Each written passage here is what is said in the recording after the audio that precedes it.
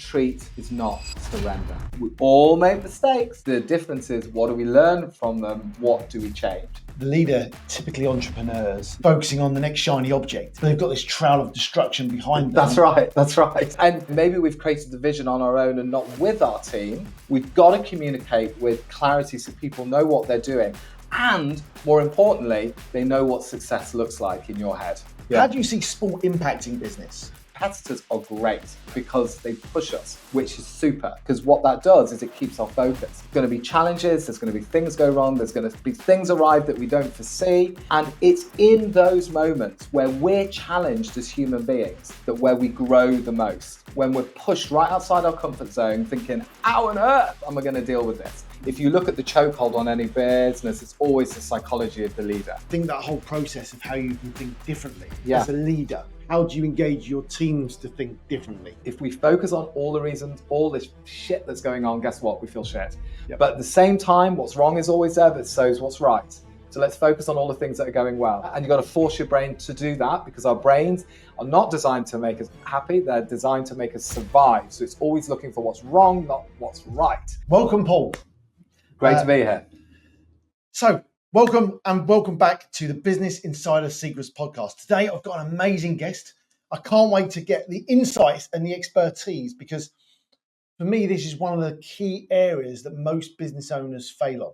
It's probably one of the areas where they lack focus on. They know it's important, they know it's crucial, end up doing fuck all with it. Because it's always, I've not got time, I've not got the experience, or I don't know where to start. So today we're going to be talking about leadership and alignment. So Paul, welcome. What do we mean by leadership and alignment?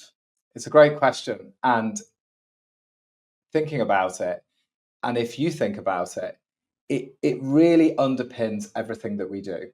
So when we're building a business, we create a vision, right? And we create the vision and we make it clear in our own heads. But quite often, unless you're a solopreneur, so you're probably an entrepreneur and you've got a team, we've got to communicate that to our team. Mm-hmm. And this is where I see a lot of people falling over, in the fact that, me included at times, we have these things on our head, we get so excited about it, we think, yeah, we're going to create this, but then we don't necessarily communicate it in the right way to our team. So our team then doesn't really understand kind of what we want. And, maybe we've created the vision on our own and not with our team. And so, for us to create anything meaningful in terms of a result, and that could be a business, a relationship, whatever result we want to create, what we've got to understand is we've got to understand that we've got to lead from the front, and we need an aligned team. So the businesses that I generally work with will call me in when something goes out of alignment. Now, when a team is not aligned, and because you start to see the symptoms. And the symptoms are, the first thing is, things just don't get done. Yep. Right? So execution begins to stall. Why is that? Because, it's a case that not everybody's on the same page. It's so important. Now, it sounds simple, but in reality, making sure that we communicate and lead. So leadership, I would kind of separate slightly differently, but communication is part of that. We've got to communicate with clarity so people know what they're doing. And more importantly, they know what success looks like in your head. Yeah, I like that. Because it's so easy for us as business owners and entrepreneurs that when the execution doesn't happen, or the results, and let's face it, right? We always go, we're going to create this, we're going to do it all in a year. And I think that Tony Robbins says something like, most people overestimate what they can do in a year and underestimate what they can do in 10, right? Okay, I've totally been guilty of that many times. And the truth is that it's so easy for us to get frustrated. And then what tends to happen is we point the finger at the team, and then we start to bitch, whine, moan, and complain about the team. And then suddenly we're all not aligned. And then so what happens is the business then begins to stall, the execution stalls, and everything begins to slow down. Yeah. Because it's so easy for us to focus on, well, we just need to increase sales. We just need to reduce our overhead. We just need to do this, strategy. Yeah. But I'm sure you'll have heard culture beats strategy every single day. Yeah. And our job, I believe, as entrepreneurs, is to set the culture in our business and realize that it's like what the Japanese say with Kaizen, constant and never-ending improvement. Culture isn't just a one-time thing. It's not just a strategy day, one day, off-site, let's pump everybody up, that's it. Not at all. we've got to consistently nurture and manage the culture within our businesses. It's interesting you put that whole leadership alignment and culture piece all together, because quite often I see exactly that. The leader is typically entrepreneurs, the sort of shiny object syndrome, where they're off focusing on the next shiny object, but they've got this trail of destruction behind them. That's right. I know plenty of them. And it is true that actually that's the piece where us as entrepreneurs and as leaders, that what we must do is lead. Now, what do leaders do? 3 things, right? They make decisions, they maximize resources, and they're the keeper of the vision. That's it, right? So, being so clear on that and then communicating that to our team and taking full responsibility for that communication. And you'll know this, Andy, from sailing days, right? We're always taught, that you might impart to your group that this is what we're going to do. Do you understand that? And just get that feedback loop back. So just read back to me or just explain back what we've just talked about. Just that simple thing. And it sounds, so easy and oh God, is it really? Oh, I don't really have to do that. Well, yeah, the answer is yes. Because actually just doing that feedback loop check can save a lot of time and a lot of hassle and a lot of stress. And the truth is that, it's an American term and it's cheesy, but it's so true. Where the focus goes, energy flows, right? 100%. So if our team are slightly misaligned or not clear on what we want to create, then guess what happens? They go slightly off course. And as it goes slightly off course, as time goes on, it goes, it does this. So then you end up in 2 different places. So, there's a piece around us as leaders and really owning that piece and taking 100% responsibility for the communication that happens on both sides. And then the second piece then is about aligning our team. Because the truth is that if you look at any company, team, sport, whatever, whoever gets to the top of the table, one thing they all have in common is an aligned team. They're all on the same page. They know what they're fighting for. They know what they're getting up early for, what they're going to bed late for. And more importantly, they have each other's back when it doesn't go their way. So there's no feeling of fear to make mistakes, for example. Because we all cock up, right? We all make mistakes. We all do it. The difference is, what do we learn from them? What do we change? And creating that culture from the clients that I've worked with and the businesses that I've been privileged to be employed by in my time is what I've always tried to do, is make sure that, that me in a leadership role has always been to make sure that the team that I'm blessed to lead has the tools, the skills, and the resources so they can succeed. I'm all about setting people up for success. So I'll say to the team, what do you guys need to succeed? And they'll tell me. My job as the leader is to make that happen. Now, when it comes to resources, sometimes, of course, we might not have the cash to put in whatever the systems is, but what's the workaround? But at least they feel heard, and we put that in there and see what can we do to support them. And then the second piece around that is, I'm a big believer that the best leaders are the leaders that are comfortable to let their teams outgrow them. Meaning that understanding that succession is so important in a business, in life, in whatever it may be. All of us are getting older and grayer. That's the truth. We're all getting closer to our death. That's the truth. And so, making sure that we identify those young stars and giving them, again, the support, the tools, the skills, and whatever they need so they can grow, that ultimately we can step back. Because the truth is about leadership is that real leadership happens when you're not there. Meaning what the team does when you're not there.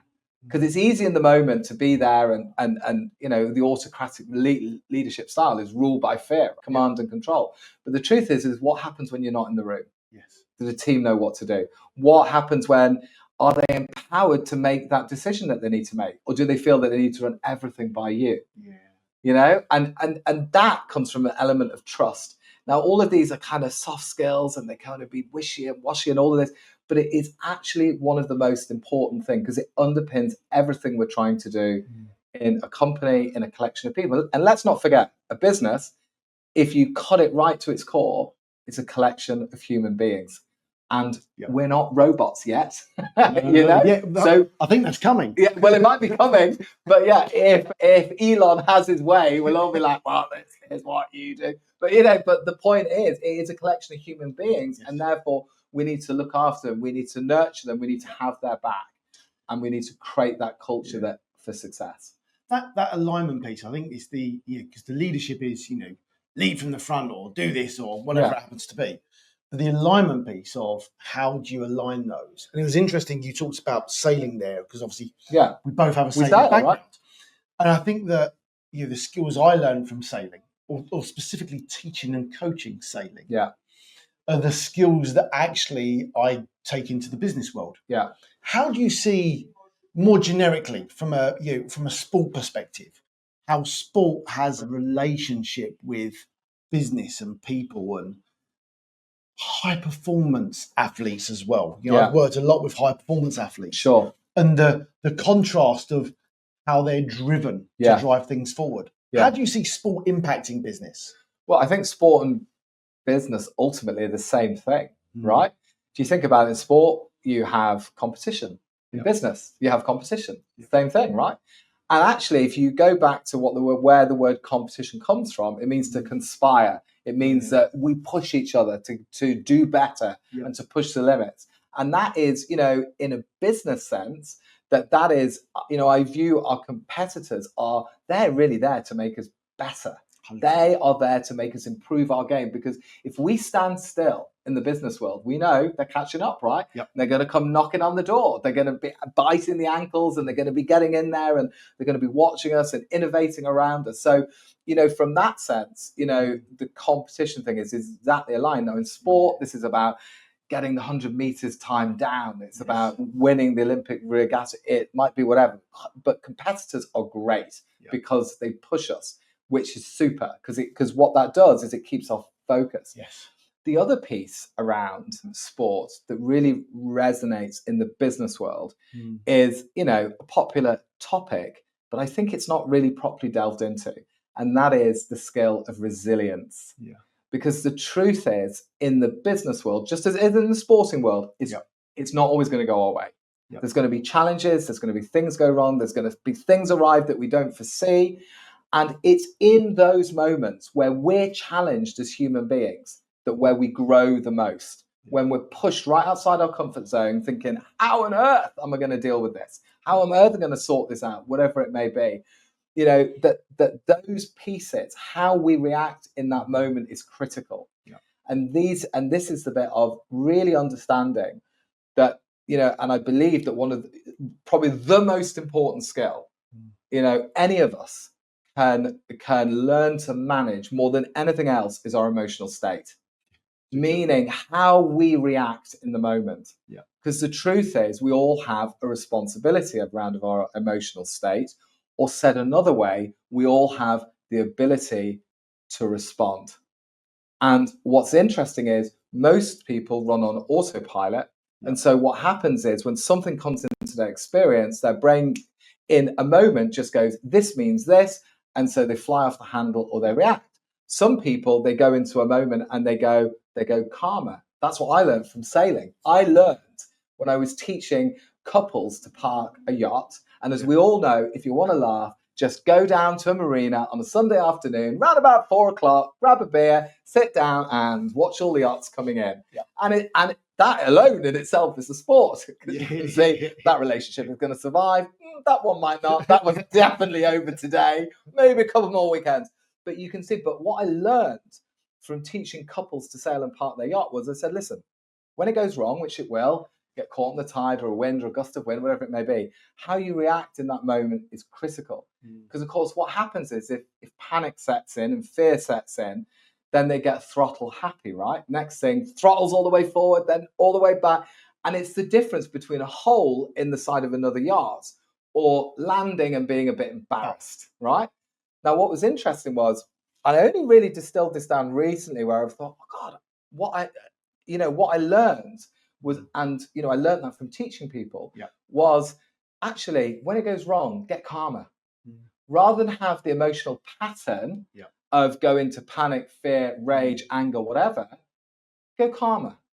Because what that does is it opens up a little bit of thinking time in our own minds, but then we've got that ability to respond, that we can go, right, how am I going to react here? So flip that into the business world.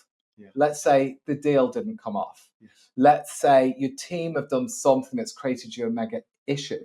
There are plenty of entrepreneurs out there, and you might be listening to this, and you might be thinking, no, I don't get angry, Paul. No, I don't do that. Every entrepreneur. We've all been there, right? We've all been there at some point where we fly off the handle because we've got our trigger points.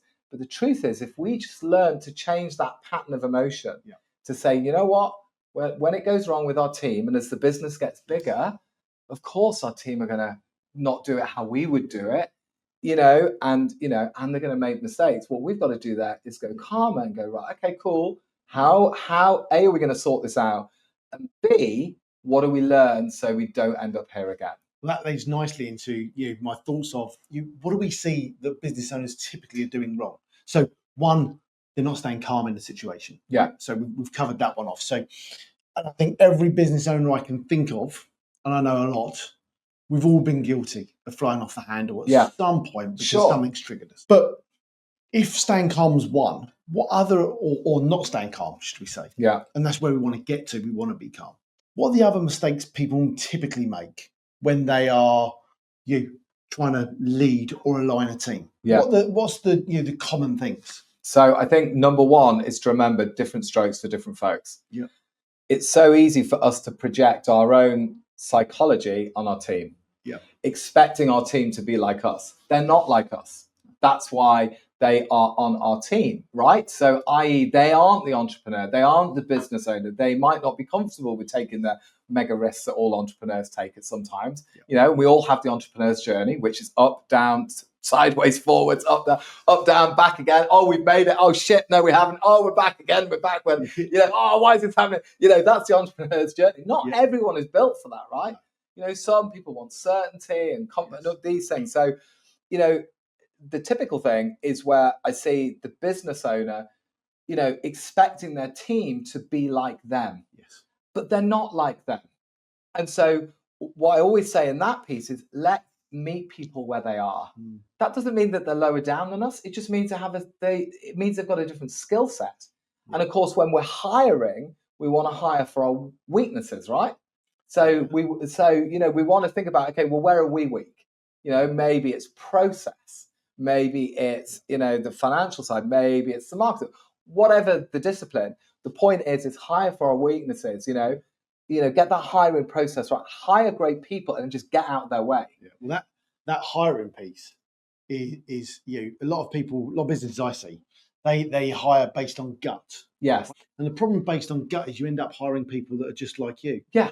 And yes, you need people that have got values that are aligned to you. Sure. But you don't need people with skills that have got the same skills as you. That's right. Because if you've got everyone that's a bit happy and always happy in the office, you'll have a great environment in the office, but nothing will get done. That's right. So you do need those people with those different skill sets. Yeah. But the values need to be aligned. 100%. Yeah. 100%. Because the values are like the glue between the team. That is the glue. But it's healthy to have a team that is balanced, meaning the last thing I would say to any business owner is whatever you do not go out there and hire a load of yes people. That is a big mistake I see. As soon as somebody disagrees, they're out of there. Big mistake. Because actually, no, maybe they're looking at, because like the beauty of a team, right, is we all see things slightly differently. And actually being able to see a number of perspectives, especially as the business owner, where you can make the decisions of where we're going to go, that actually having that variance in perspective is super powerful, because quite often they'll see things that we don't see. So we'll have our blind spots, right? So they can see it. So I think that, that number one, that it's really about understanding that. And it's the bit that there's no real, and we spoke about this before, right? There's no real mega leadership training out there. No. I don't think that really nails this fully. Yes, you can read it in a textbook, and there's tons of books on leadership, but you definitely know as well as I do, when you're out there in the dark at night on a yacht with a group of people, the waves are freaking 20 foot. It's a short, sharp sea. You've got to put a jibe in. It's blowing. You can hardly see anything. You've got to hear each other talk. that is what trains you as a leader. Yeah. You know, and executing whatever the maneuver might be at night. So, you know, there's a piece around this that, and quite often it's a piece that gets missed, right? Every time. Because, you know, and I get it, because we're focused on growth. You know, it's always about growth, right? I don't think I've ever met a business owner who goes, you know what I want to do this year? I actually want to decrease my sales. I mean, maybe there's somebody out there that's listening to well, actually I did. But you know what? One of the most, sorry, I've gone slightly on a Tommy tangent here, but this actually leads to a very, very good point. So I was in a group in the States about a year ago, and I heard one of the most powerful things I've ever heard two of the most powerful things, right? One was I stood up in this group of mega entrepreneurs, right? They're all mega, they're all doing 100 million plus, right? So, and some mega, right? So I'm in their room going, how on earth did I blag my way in here? I blagged my way into the room. So I stood up and said, guys, can you do me a favor? We're all talking about different strategies and all of this. But I said, I actually don't know. Can somebody explain actually what the word strategy means? Because as far as I know, loads of people have got different kind of, they'll say it's this and that. And the guy leading the group, great guy, he said, Paul, it's dead simple. Strategy is about saying no. Yeah. I was like, wow. He said, because you do your brainstorm, you do your blue sky, but then you land on what you're doing. And then it's about stay on that track. Yeah. And then knowing what to say no to, because there's going to be opportunities flow. So I thought that was great. That was number one. The second piece was there was a business in that room that, you know, was hyper successful, but for them to get to the next stage, they actually did need to decrease the growth of the business. But I could see that the entrepreneur was having a mega issue with that. As in, hang on a second now. You know, I've spent 50 years building this thing. I've put the grit in, I've put in the energy, I've done all this thing, I've gone through all the freaking challenges, and now you're telling me to take it down a level. And what the guy said, and I'll never forget it, he goes, you've got to remember, retreat is not surrender. Yeah, nice. And I thought, wow. Yeah. Because sometimes we do need to step back a bit to actually go, take that time to reflect, to actually just downscale a bit for us to go, where do we really want to go, and take that time. Great example. We did an acquisition of a warehouse for 3PL. And we basically, the business was turning over about 2 million. Okay. And we came in, we looked at what they were doing, they weren't profitable. Okay. So we removed one client that was 400,000 in turnover. Okay. We removed that one client, and all of a sudden they were profitable, because the 400,000 client was the one that was sapping 200,000 of profit. Got it. So whilst the 400,000 of turnover was nice, sounded great. It looks, well, we got a £2 million business.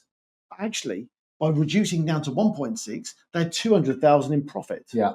From that one switch. Yeah. Because people don't understand where the profit is within their business. Yes. If they're also focused on growth, yeah, they don't focus on the profit side of each element of the Yes. business. And I think that's so true. Yeah. So true. All right. So if some of the things that people are struggling with, business owners you see are they're struggling. You talked there about no practical courses for leadership and stuff like that. I mean, I remember I'd read a load of books on leadership, how to become a better leader. Right? Yeah. And I'm definitely not perfect at this. Probably why I've moved to the investor role and let other people run the businesses. Sure. But that whole premise of let's train the next generation, let's bring the next people up, let's get people in better than us. How do businesses sort of come to terms with that, do you think? Well, I think they need to see it as a priority. It's really important because if you look at, and I heard this years ago, I'm pretty sure that Tony Robbins said it, that if you look at the chokehold on any business, it's always the psychology of the leader. Yeah. So that's where you go first. Yeah. And, I've definitely found that to be true. Yeah. Is that actually, if you look at the psychology of the leader, that's normally where it starts. And when you go in there, you can't necessarily go in and do that. You can't say, well, actually, it's you. So you have to kind of lead them down a bit of a journey on that. So I think number one is there's got to be a priority.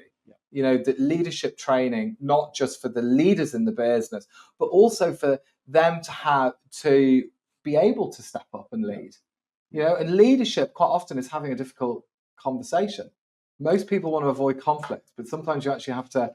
You can say the truth, but you've got to be able to say that. And I can see that many people have advanced in leadership, but they find it tough to have the conversation. Well, two things for me there. One, the business owners typically I see are always the bottleneck in the business. Yeah. And from a leadership perspective or anything else in the business, 100%. But the other thing, and I've completely forgotten where I was going with that second point. It'll come back. It'll definitely come back. Where the bloody hell was I going with the second point? It's because I mentioned the first one, wasn't it? Yeah. So the psychology of the leader. Anyway, we'll work it out. Yeah, we'll work it out. It'll come back to me halfway through the next sentence. Yeah. Yeah. So, fucking hell, what was that? That's going to annoy me. That's called a pattern interrupt. That's exactly what it is. You know? Okay. That's why I'm going to write everything down. Yeah. There you go. Okay. All right. So if that's, the whole leadership and alignment thing is your expertise, right? This is where you really focus. So let's go back to how we even got into this. Yeah. So where did you grow up? Sure. So I grew up around Chester in the northwest of England. And really the leadership piece came from me, or started the journey. And now when I look back, I can say it was when I learned to sail. Yeah. You know, and I was privileged enough that, both of my sisters, they chose horses. I chose a boat. I kind of figured the boat didn't breathe, so it would be, a lot less expensive. Still very true. Just interestingly, when I used to work in the sailing world, one of the pitches to the parents was, it's cheaper than horse riding. There you go. It's true. It absolutely is. It absolutely is. So sailing is really what taught me that. And then what happened was, so I grew up passionate about it. It's all I wanted to do. I was obsessed. I used to bunk off school, right? Strap my dagger board and my sail to my back, cycled 10 miles down to Chester Sailing and Canoeing Club, and sail my topper all day. And I was playing. So this is like 11, 12 years old. And I was playing sailing around the world on the River Dee in Chester. Nice. So in my head, although I was on a topper on the River Dee, and I should have been in school, I was sailing around the world in my head and landing on different, I'd go up the river, land on the bank, pretend I'm landing in Tahiti and all of this stuff, right? Until I got caught. And then I got a rollicking on that. I sailed in a place called Harsham Mariners Base in Hertfordshire. Yeah. Very similar scenario. And they had these little beaches. And when I say beach in my mind, I mean, at the time it felt like a beach. Yeah. I mean, it was a gravel patch about the size of this table for about 1 meter wide. Yeah. And I'd land on the beach, exactly the same, thinking I've landed on a beach somewhere random. And then I'd sail about 100 meters to the other side of the lake, which felt like it was hours onto a jetty. And I feel like I'm landing on a jetty somewhere remote in the world. I had exactly the same thing. Yeah, completely. And then so it started there, and then fast forward to 16, my dad died. Yeah. Right. And it totally cut me up. Yep. It totally floored Understandably. me. And so then I went off the rails at school, and then I was like, well, I need to do something to sort my head out. And just something came inside of my head and said, just go and do what you love to do. So I enrolled on a training instructor course at Plasmen in North Wales. Yep. And then I spent 2 to 3 years there. And that really, really honed the leadership piece, or was the start of it. Now, back then, and you might hear it now and again. So back then I had a really bad stammer. And so I could hardly string a sentence together. I remember trying to do like my dinghy instructor assessment or even my yacht master. I'm trying to speak, but I can't freaking get the words out. And it's like, oh man, the tide will have turned by the time I've actually briefed this freaking crew, I can laugh now. It's great. Yeah. So anyway, but at the time it was a real shameful thing. But anyway, I kind of made it through those things. And then that gave me the confidence. So then what happened then, I moved to the South Coast down to here to do a degree. I wanted to go out and be a deck officer in the Merchant Navy, but as a passionate sailor and racer. And so then I had some inheritance came through.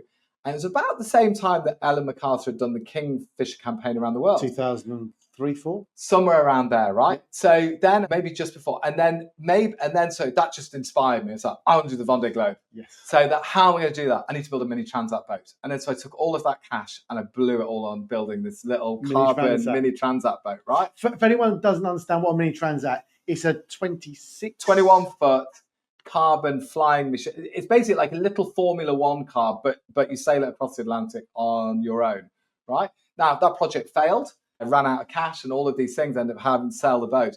But at that point I thought, well, I'll go into the private yachting world. And so I'd seen these oyster boats around the place. I thought, well, they look nice. So then I managed to, through a friend, to get into the commissioning team at Oyster, still based here, but then went up to Ipswich every other week. So I was moving the boats around. And then what happened, I went to the Caribbean. on an oyster. I ended up meeting a really nice couple, and they hired me to run their Oyster 56. I went to the Caribbean, promptly, like you would, I fell in love. Right? Excellent. I fell in love, and I met my wife there, Audrey. And so Audrey is a passionate sailor, dentist by trade, but sailing is absolutely in her heart. She grew up on the west coast of Ireland, so she sailed right out in the Atlantic as well. So then what happened then, I moved to Ireland, because when you're in love with somebody, right, you move mountains. You go exactly where they are. So I turn up in Ireland, height of the Celtic Tiger now, right? Height of the freaking Celtic Tiger. So everybody's got cash but me. I was thinking, how am I going to do this? You know, how am I going to fit? You know, the wife's a dentist. Oh my God. You know, so all the whole self-doubt, the imposter, all that shit's running on within my mind. So I was like, well, I know how to sail. I know how to teach. And I realized that in Ireland at that time, there was no proper RIA training center for yacht cruising. So I set that business up, and that was called Sailing West. So we set that up, and that was really, I learned totally on the hoof. So it was like, just have to do it one step ahead, just learn on the hoof. We grew that thing because actually what was great was in Dublin at the time, it's a vibrant European place, right? So there's European people from, you know, Spain, Italy, Germany, wherever, and they all want something to do at the weekend. So as soon as I launched this thing, you go sailing for the weekend, we teach you, do day, skipper over 3 weekends. It flew, right? So it flew. Now, the first phone call I got, because I was like, well, how am I going to get customers? So I was like, so I had the yacht in the marina, and actually the bit I missed there was the couple that owned, so Paul and Lynn Art, and dear friends, they said, well, if you're going to Ireland to be with Audrey, take Spellbound with you, the oyster, because Spellbound's about you as much as the yacht. So we want to help you out there. So I had the oyster in the marina there. So what I did was I printed a flyer, and I got chatting to people in the marina. And they said, well, look, if you want to, because I said, kind of flyer up on the notice board. No, like, sure. We said, you know, she said, we're about to send our newsletter to all the berth holders. If you want, you can print a flyer, pay for us to mail the newsletter, and pay for our print, and you can put it out to all the berth holders in the marina. So I was like, great, €400 a year later, great. Off it goes. The first customers, I hate calling them customers, like they're not, they're now absolutely dear friends. The first 4 customers have become dear friends and clients today. Amazing. Yeah. And actually what was amazing is, so Pat and Denise Rigney, who actually Denise called to do a Yachtmaster Theory course. This is funny because she called and she goes, yeah, so myself and my husband would like to enroll on the theory course. Like, great, that's how much it is. She goes, no, he travels a lot. So if he's not there for one or the other weeks, that problem is no problem. You know, we'll work that out, you know. And then she said, do you do discounts? And I was like, I didn't know how to answer it. So I said, well, I'll call you back. So I call Audrey in between patients. Right? She said, okay, give them the discount. Get the deal. So I thought, yeah, absolutely. So I can't remember what the game, but I gave him a good deal. All I can say, that was the best discount I've ever given in my life, because they've become great friends. I'm still working with them with their business today. And Pat has become a brilliant mentor of mine, a great supporter over the years. But Pat's really important because there was a moment in time where I transitioned from the sailing world really properly into the business world and into the speaking world. And that came from a blown off night in Dun Laoghaire, where too windy, whatever. So I said to Audrey, I said, go, and we were meant to be sailing with Pat and Denise that night on their boat and going out racing. I said, just go and buy a bottle of Mount Gay, a bottle of Coke, and a bag of ice. And so we went down and we drank the bottle of rum, the Coke, and so basically then Pat gave me the opportunity that was a pivot point in my life, which was, he said, listen, my guest speaker has cancelled for next week. Would you come in and speak to my team in this wine and spirits business called Dalcassian Wines and Spirits? Would you come in and I don't know, he said, Paul, just talk about sailing across the Atlantic or something, just good story. So I was like, sure, no problem. So then I remember he phoned the next day and said, you do remember what you agreed to last night? I was like, absolutely, I'm in, no problem. So fast forward a week, I walk into one of those hotel rooms, really dark, 40 faces looking back at me thinking, how on earth have I ended up in here? So anyway, so I tell a story about taking this yacht across the Atlantic, the storm that we went through.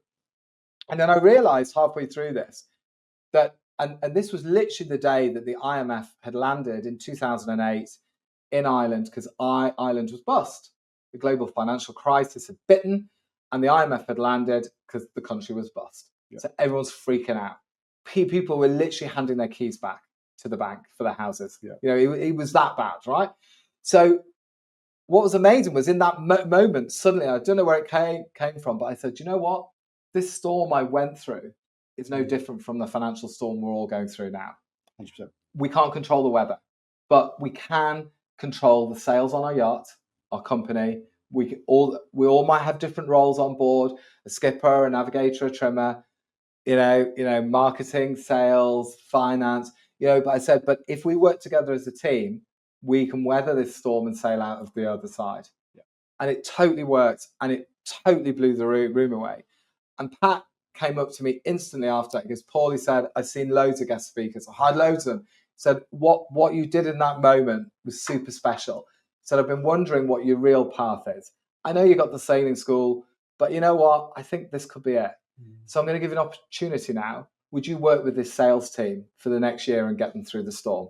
Nice. And I just did the Richard Branson on it, which is say yes and worry about it later. Then I walked out going, what have I just agreed to? And then so I was lucky enough that then Pat sits on the board of many Irish businesses. So before you know it, it's in a pharmaceutical, then in an equine business. And suddenly it's like all of these industry pieces. Yeah. But then another pivot came. Was it always sales? It started in sales, but it was just, did it end up being? Yeah, so quite often you'd go in, it was all about helping a sales team navigate through, but very quickly you realized it wasn't about sales at all. No. It was about psychology, mindset, and ultimately leadership and alignment. Yeah. And so what was interesting then was we had then the sailing school doing great. We had then this whole new training and coaching thing that was growing all the time. And then I was on a go-kart track in North Wales on a stag do. And I just finished the race, and I get out and I felt my phone had vibrated in my pocket. And I pull out and I see I've got a missed call from a UK number. So at that point, an Irish number, from a UK number that I didn't know. And so but I could see they left a message. I picked up the message, and all I heard was, Paul, this is your lucky day. Call me back right now. Phone goes down. So I'm like, what? Who the hell's this? So of course that intrigue, I instantly pick up the phone. I call back. I say, hey, you just called. Yeah, it's Paul Adamson here. How can I help you? He goes, oh, hi Paul, it's Eddie Jordan. I'm like, Eddie Jordan? Yeah, Jordan Grand Prix, the Formula One guy. I was like, fuck off, you're Eddie Jordan. So now I'm looking at the lads thinking on this stag do, which one isn't there? Who's round the corner on the phone giving out?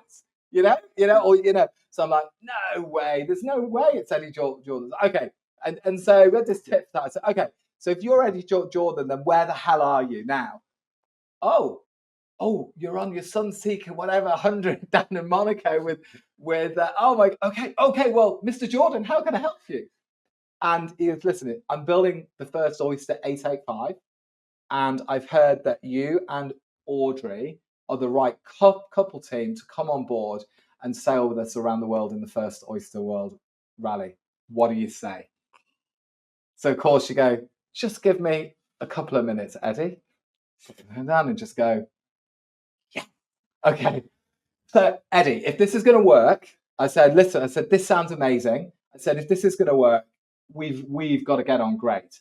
So what I suggest is next time you're over, why don't we all get together and see if we get on? Yeah. And so that happened. We spent the weekend together, and then this most incredible ball of energetic energy and mentorship, and entered my life at that point, our lives. And then what happened then was then we then were hired straight into the project. Yeah. We did the owner's rep side of the build of Lush. And so we then spent the next kind of 14 months just overseeing the build, still doing my training and coaching, still running the sailing school, thinking, hang on, how are we going to do this? So we wound down the sailing school, and then we were like, well, actually, the training and coaching bit, we'll have to just put this down, because it was like, I knew that the things I would have learned, not just with the people on the boat, but actually taking a yacht and sailing it around the world as a skipper, would not only be a lifetime dream, but also it would really hone my leadership skills. Yeah. And it was the adventure of a lifetime. It's everything it's cracked up to be. Amazing. And then this is where the twists come. And this is life. Like Steve Jobs said this, didn't he? In that famous Harvard address of you can't connect the dots looking forward, only looking backwards. So you have to trust they somehow connect in the future, right? Beautiful Trust speech. the process. Trust the process. So then when we came back, we had to reinvent ourselves. And so we came back, and then so Audrey went back into the dental world. I then was like, so then spoke to a few of my clients, and then so instantly they picked me up to go into consulting, work with the sales teams. And then what happened, Oyster then went into administration in 2018. Now, Eddie had already introduced me to the guy that wanted to buy it. Yeah. So then I end up in Oyster, literally turning the business around of the yacht that we had sailed around the world. Nice. And that was an MBA on the job. Yeah. So going in when belief is low, when dreams are on the floor, and how do you reestablish a global brand that is an amazing brand that is built on one word, which in fact every business is if you dig deep enough, and that is trust. Yeah. And so how do you rebuild that trust quickly to start getting a forward pipeline of all orders in so you can start to then rehire people and start to rebuild this brand up. So that really taught me to take all of my leadership that I'd learned on the water and put it fully into the business world and create a mega result, which we did. Yeah, you know? Amazing. And then life has a funny way of honing your skills again, right? Yeah. Interestingly, just because people that listen to me before have heard me talk about the Oyster World Rally, right? Yeah. So they know a lot of people know my goal is to retire and then do the Oyster World Rally. But for people that don't know what that is, just explain to what that is, because, you know, I don't think people are like, oh, we're just going to go for a sail. Yeah. But you're not just going for a sail. No, that's right. That's right. So the Oyster World Rally is circumnavigation, means you're going to sail 30,000 miles around the planet, going through 5 oceans, the most beautiful parts of the planet, the most remote places you can only get to on a yacht, with a collection of like-minded individuals, because to own an oyster, you've got to be a successful entrepreneur. And, you know, just purely because you need the cash to buy one of these yachts, they're super expensive, but worth every penny, I might say, it is the most life-enriching experience as it was for us, as it is for the 4 rallies that have gone since. Yeah. And actually, what's amazing about it is when we were rebuilding Oyster, 2 years into the project, one of the most proudest moments was when COVID came, because we'd started to get traction, and we knew, you know, when the guy that owned it said, well, what's the strategy? I was like, simple, earn trust. Yeah. And, you know, trust in the product, trust in you as in the owner of the business, and trust in the people in the business. That's it. We just, whatever we do, whatever activities we take, we've got to do it to earn trust. I said, no, I say earn trust. I can't buy it. I can do all the fancy marketing, but earning trust takes time. Yeah. And that's a combination of this is what we're going to do and then doing what we say over a consistent length of time. Yeah. And all of us will have our own things of how much we need before we can trust somebody else, right? Before they invest their hard-earned cash into one of these yachts. So we'd started to rebuild it. I remember, you know, the first 6 months, no sales. Where are the sales, Paul? Where are the sales? Big checks going in to support the business. So, you know, no sales. But the first one came off the fence and the next one. But then COVID hit. So we've got great success, but then COVID hit. And then it was like, oh my God, what are we going to do here? Yeah. So then I just had a brainwave. And the brainwave came from that I was fortunate enough, and I don't know whether Jay had called before or after this, but I ended up halfway through Oyster. It was probably after it was after this moment, but I'd heard Jay Abraham speak years before, talking about that if you can keep our eyes open to other industries, because what can happen as an entrepreneur, right? We know our industry, we know our business world, right? But what happens is we do the same as we've always done. So let's say boats, right? So let's say we sell at boat shows, sell at boat shows. Everyone does that. And so what happens is all the competitors, we all just do it a bit better. So it pushes us a bit better. And it might create a bit of incremental growth, 5-10%, maybe a bit more. We didn't really change the game. No. But breakthroughs come from when we look from outside our industry and put a strategy in place from somewhere else. Yeah. So like, you know, for example, the landing gear of an aircraft is also a collapsible buggy. Which came first, the ballpoint pen or the roll-on deodorant? funnily enough, both same technology. Yeah. So I knew this piece. So when COVID hit, I was like, what are we going to do? People are freaking out. The board is unnerved, rightly so. Everyone's unnerved within the business. So what are we going to do? I said, well, look, one option is we all freak out, going back to the yacht. We've lost control of it. What do we freak, or do we go calm? So I was like, so I said, this could play two ways. It could absolutely be the end of it. This could be the end of it. It's time to close up shop. I said, or it could be the greatest moment we've ever had, the greatest gift that's ever been given to us. I said, well, what do you mean? I said, well, why don't we learn something that I've learned from the speaking industry? I said, what's that? The power of the webinar. I said, why don't we? I said, think about it. What are we all doing now? Well, when you go home tonight or sitting at home, what are you doing? I asked all the teams, well, we're watching Sky News, CNN, whatever, and we're focused on how many people have died, bless them, how many stay at home, protect the NHS, save lives. Yeah, exactly. Still anchored in there. That's great. Clap a saucepan, do all of that. Clap on the doorstep every Thursday night. Exactly. And and so I said, that's what we're doing. But I said, there's a law called the law of familiarity. That just means that when we do something for long enough and over again, there comes a point where we just take it for granted a little bit and we get bored. And at that moment, what happens is our brain switches focus. And I said, what? And I said, guess what our market is going to be doing? Well, the same? Yes, of course they are. Doing exactly the same. So I said, so why don't we position Oyster that at that moment in time where they switch focus, we are that guiding bit of light. We're that positive bit of news. That brand, that space that you can come to, that we will entertain you, inspire you, and give you a bit of escapism. We'll get you out of the house. So how are we going to do that, Paul? We're going to use the webinar from the speaking industry, and we're going to take them on a journey around the world. I'm going to share the story of the Oyster World Rally. I said, you know what we're going to do? We're not going to talk about an oyster yacht at all. We're not going to talk about it's got great woodwork features, because it's none of that. It's about experience. And so what we did over a collection of webinars, and this was the power of this. So the guy said, okay, with Zoom, you can either pay for like 100 people, 500 people, 1,000 people. I said, well, pay for the 500, right? And it oversubscribed. So it was like, oh shit, pay for the 1,000, right? So picture this. In your business right now, wherever you are in the world and you're listening to this, just picture 500 of your ideal clients, the people you really want to do business with, that you love doing business with. Picture them giving you their most valuable resource, which is their time and their focus and their energy. So we had 500 of our ideal customers online with us. We couldn't see them. We knew they were there. And then we told the story. We did it in legs. So let's do Antigua to Galapagos. We told the story. And I said, you know what we'll do?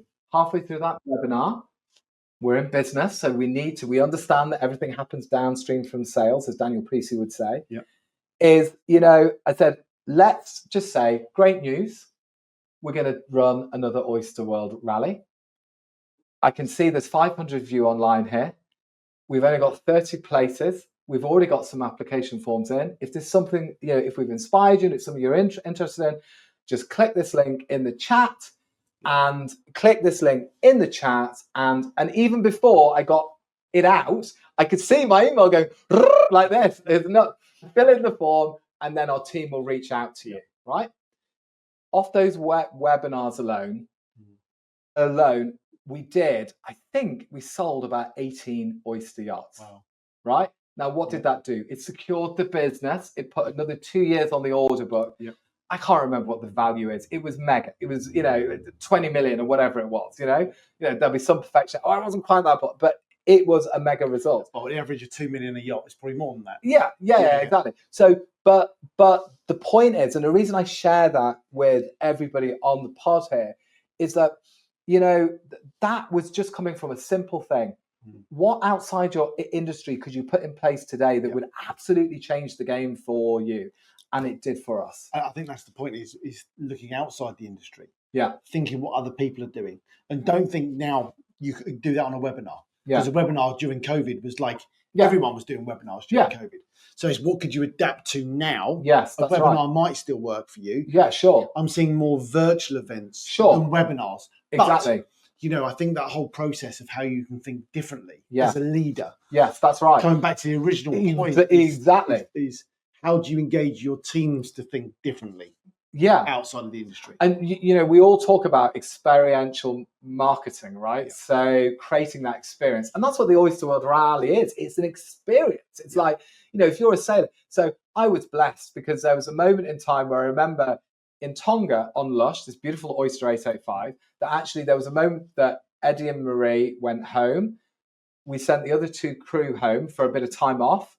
And so myself and Audrey sailed that yacht 1,000 miles together on our own. Nice. Now, it's only now I probably think we probably weren't freaking insured at the time. But anyway. And just to be clear, to sail a yacht of that size with just two of you. Yeah. I mean, it's a big boat to be sailing on your own. Yeah. A 60-footer, a couple of you. Yeah. Oyster, you can just about get away with. Yeah. But almost 90 foot. Yeah. It is a big piece of kit. It's a big piece of kit. And especially with the slab reef main, if anything had gone wrong, it would have gone wrong in a big way. But anyway, we sailed the South Pacific together as a team. Nice. It was beautiful. But I remember that moment. I remember a moment anchored in Tonga where my mind just went back to where we landed on a beach. But I landed on that riverbank in Chester. Yeah, nice. Thinking, holy shit, how has all this come back together, So, but to go back to experience, to make sure you guys, listeners, get mega value. Think about, it's so easy to focus on experience for our customers and our clients. Yeah. But what about the experience for your team within the business? Yeah. What experience are you creating for them? Yeah, nice. And really creating that beautiful experience that not only do they love walking into the business each day, they love working with you. They love the energy in the team. You're having